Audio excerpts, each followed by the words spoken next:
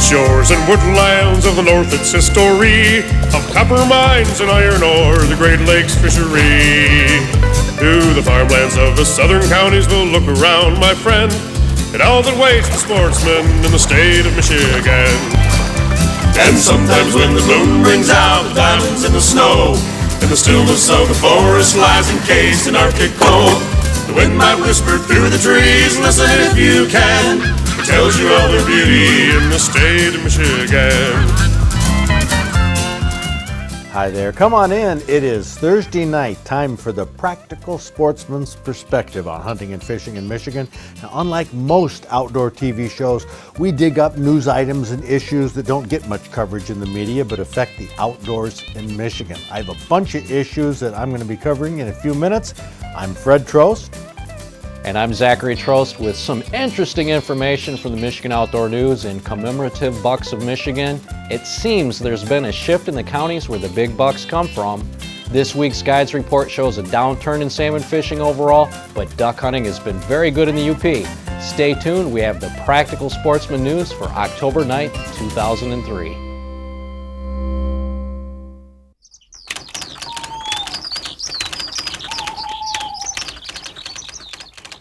The new issue of the Michigan Outdoor News has an interesting article and a map with the latest data from commemorative bucks of Michigan.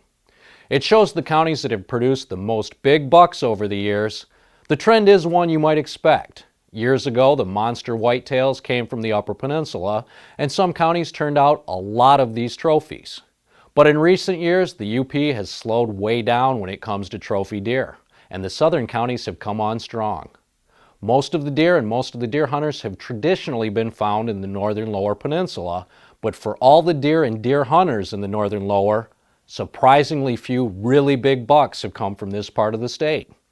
The map highlights the top counties in blue.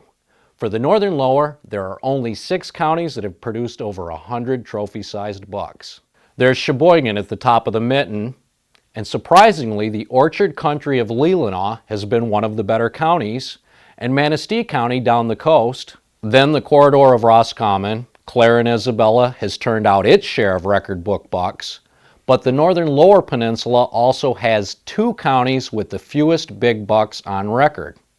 Oscoda comes in second from the bottom with 34 all-time trophies, and the number 1 county you want to avoid if you're seriously looking for a trophy book buck is Mason County, with 22 for all times and only 1 in the past 20 years. Now, don't think that these counties aren't good deer hunting counties. They produce a lot of deer, just not that many trophies. Historically, the UP has been big buck country. This has slowed down, but they've left a lot of record bucks in the books. The all-time big buck county is Delta, 691 in the CBM book, but only 2 have been taken in the past 10 years that rate in the county's top 10. Marquette County is number 2 with 651 in the book. Ontonagon has 487, Menominee has 461, Baraga has 316, and Keweenaw County may only have 64, but 5 of the county's top 10 bucks were taken since 1997. When we say the big bucks come from the southern counties, we're talking the southern 2 tiers of counties, just north of the Ohio and Indiana borders. We'll take these counties in reverse order, starting with Lenawee with 298. 11 of the top 20 were taken in the past 13 years. Hillsdale County has 379, but Hillsdale has produced some of the biggest. In 2001, the only 2 Boone and Crockett bucks taken in Michigan both came from Hillsdale County. Van Buren has produced 392, but 19 of Van Buren's top 20 have been taken since 1983. Branch County has 433 in the record book, Jackson has 456, Calhoun has 477, but most of the big ones, 16 of the 20 biggest, were taken in the past 20 years. And the number 1 trophy-producing county in the Lower Peninsula, the site of the Mill Creek buck poll that we feature each year on our Thanksgiving show, it's Washtenaw County, accounting for 566 CBM bucks, and adding more every year. In a nutshell, the most deer are in the northern Lower Peninsula, but the least number of trophy bucks.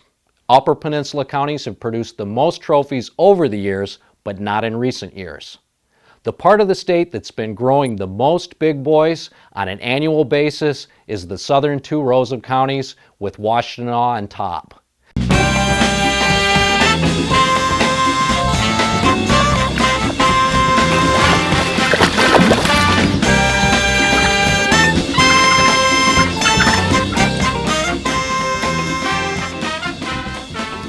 Young bow hunter Jonathan Esper from Morris, Shiawassee County is his hunting grounds.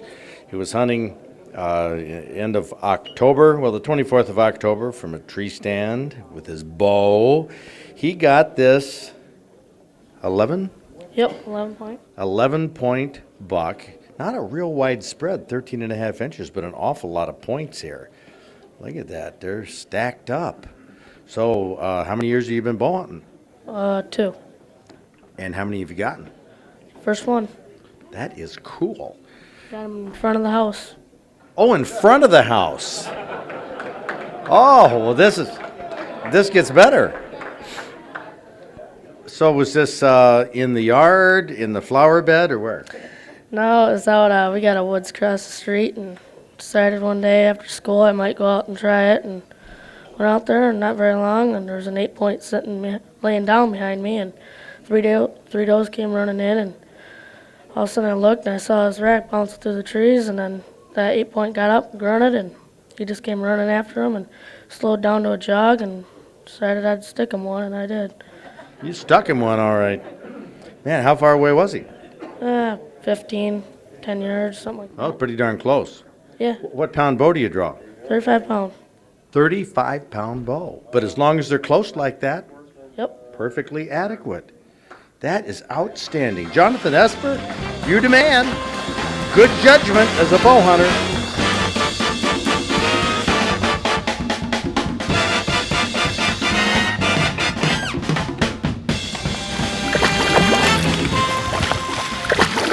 From Durand, Sarah Hughes was fishing a man-made lake in Clinton County, there at Sleepy Hollow, Lake Ovid, which has really turned out some pretty darn good fish over the years. And the 20th of September, in the afternoon, you got almost a 10-inch pumpkin seed.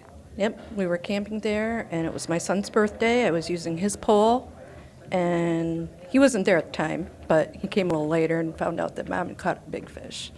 Wow, that is very cool. What'd you do with it? It's at home in the freezer right now, Waiting for, mounting. well, that's neat. Oh yeah, we're looking forward to be able to get him mounted up for her. It's her first master angler, and she beat me out that day. She's like, we're going to go out, and I'm getting the biggest fish. And I'm like, okay, we'll see. She caught the first fish just using a little wax worm and a little teardrop hook, bobber fishing. I'm throwing a worm and rubber worms, and I was like, okay, I'm going to wax worms now. I guess. Well, that works. That ice fishing bait works in the summer. Well, way to go. It's cool that a 9 3/4-inch fish is a big one that people get excited It was about. to me. Well, I guess. Sarah Hughes, congratulations. Good story.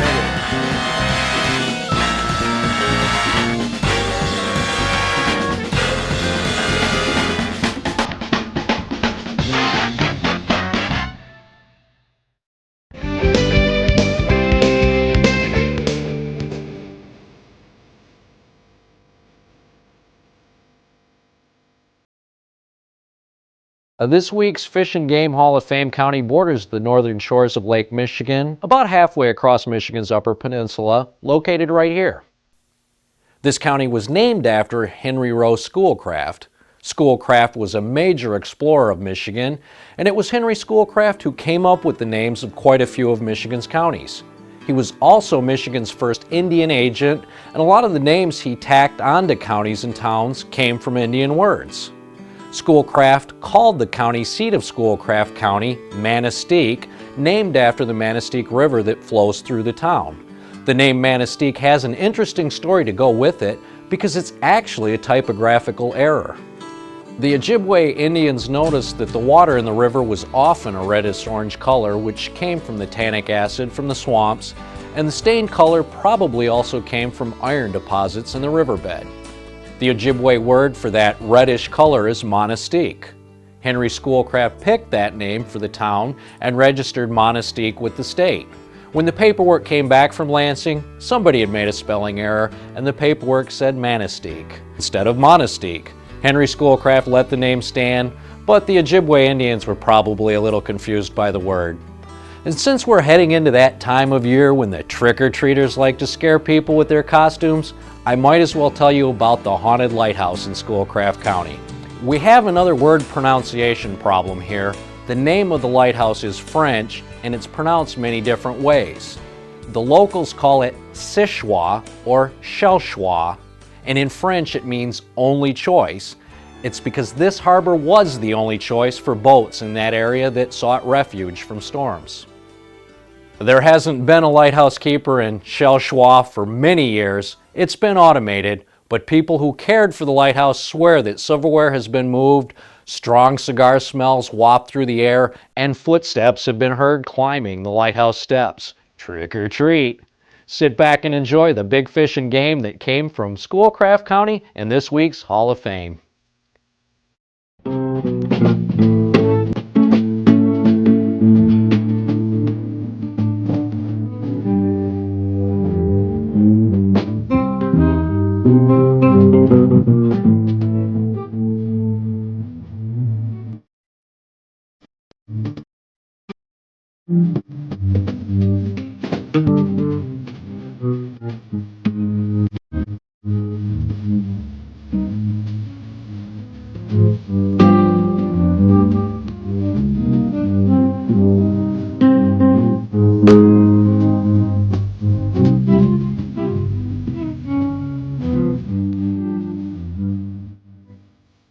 On the next Fish and Game Hall of Fame, we're going to feature Oscoda County.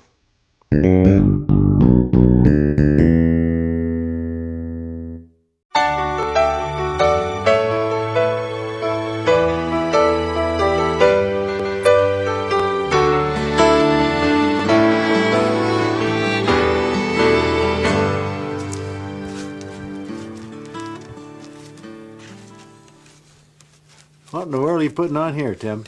Glue. Glue? Glue, yeah, it's what makes the skin stick to the mannequin. You really slather it down there. The more the merrier. Huh. Actually, this is a really good glue, but it's nice to put it on nice and thick, and it helps the skin slide around better and gives a nice good solid mount. So you coat the whole mannequin? Pretty much. Everything except for the seam down the back where I'm going to be sewing. Because I don't want to get any glue on the hair if I can help it. I mean, it washes right out. Tim Hayes will not be working in the museum this Saturday. He'll be taking advantage of the Southern Lower Michigan Duck Opener in Jackson County. But I will be at the museum working on exhibits. That's after I go squirrel hunting in the morning, of course. What I'm doing here is hanging up a trap collection. Most of these traps, virtually all of them, come from Blaine Tarrant. He's a local boy from Bath here who had a collection that he's been making for years, and this is a part of it. These traps start from the smaller ones that are used to trap the smaller animals we have here. This corner here I've set up to be fur-bearing animals, ones that are trapped, and of course the bigger animals are trapped with the bigger traps that we have here. This is a double spring job, and these things are actually working traps. They're not decorations. And so is this big bear trap that we have here. This one is an actual, at one time, working bear trap. They're illegal now to use, but years ago they used these to trap like brown bears in Alaska. Traps like this go for quite a chunk of change, $800, $1,000. You just can't get those anymore. But these are all authentic. And we're getting this little corner of the museum set up.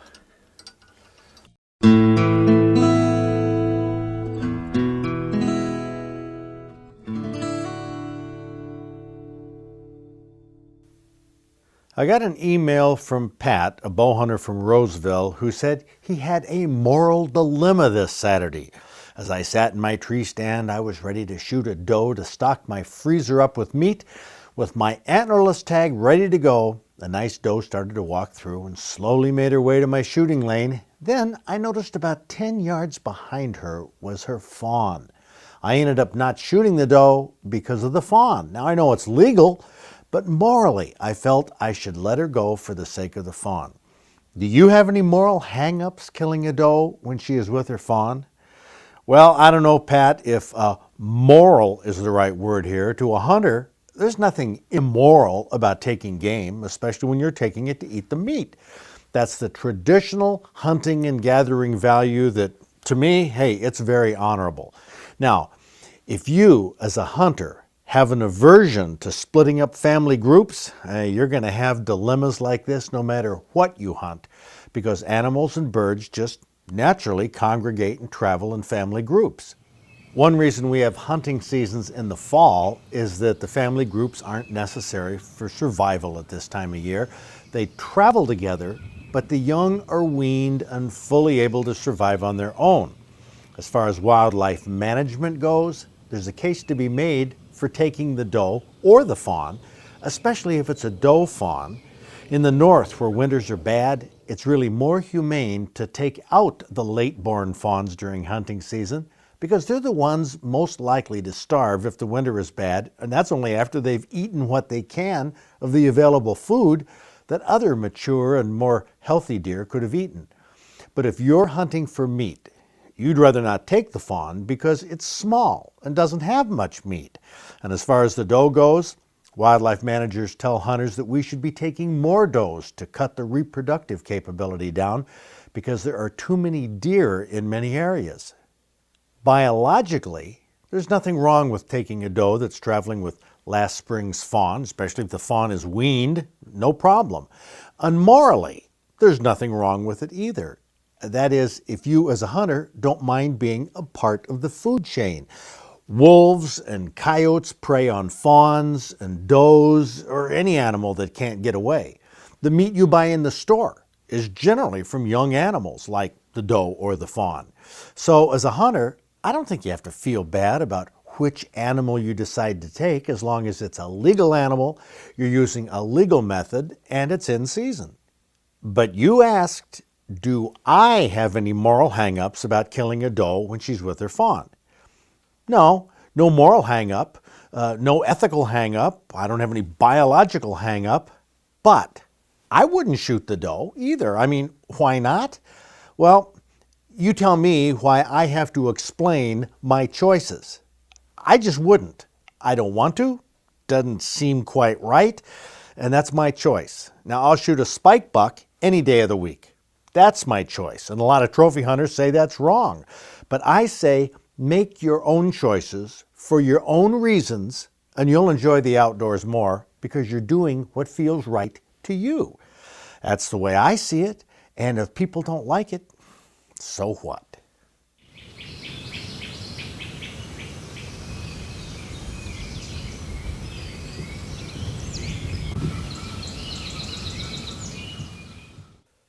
Well, this past week we had a little bit of a cool down. The past few days we've been enjoying an Indian summer, so get outdoors if you can, take a kid fishing or hunting, and we'll see you right back here next week.